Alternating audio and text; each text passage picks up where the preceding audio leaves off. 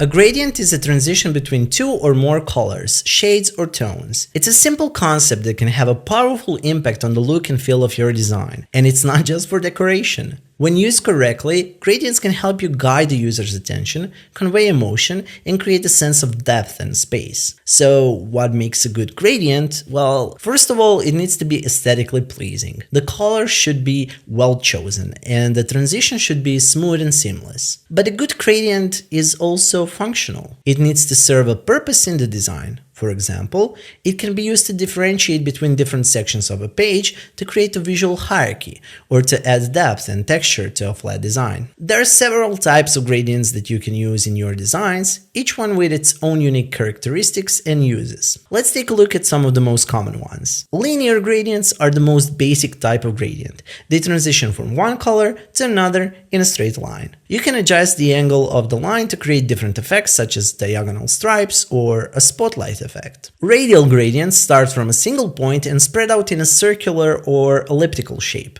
They can create a sense of depth and perspective, especially if the center of the gradient is darker and the edges are lighter. With angular gradients, you can use angles to define the direction of your gradient. They start counterclockwise, and the space between the start and the end points defines the angle. Diamond gradients create a diamond shape from the starting point. Multi-stop gradients are complex. They allow you to define multiple color stops along the gradient line. This can create a more gradual and nuanced transition between colors, and it's especially useful for gradients where the two colors on the edge of the gradient aren't close to each other on the color wheel. Now that we've covered the basics of the gradient types, let's talk about the best practices for using gradients in your designs. First and foremost, don't go overboard.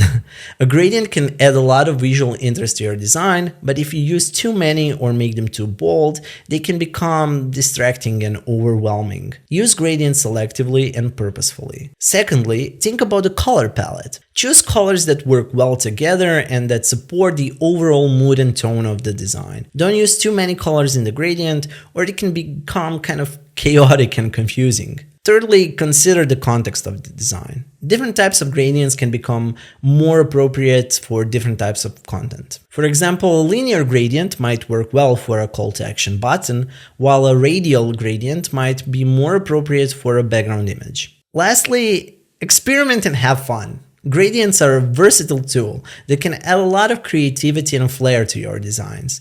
Try out different types of gradients, play with the color stops, and see what works best for your particular project. To wrap things up, gradients are a powerful and versatile tool for UI designers. They can add depth, texture, and add visual interest to your designs, but they need to be used thoughtfully and purposefully, like everything else in design. Let's see them in action in the next lesson.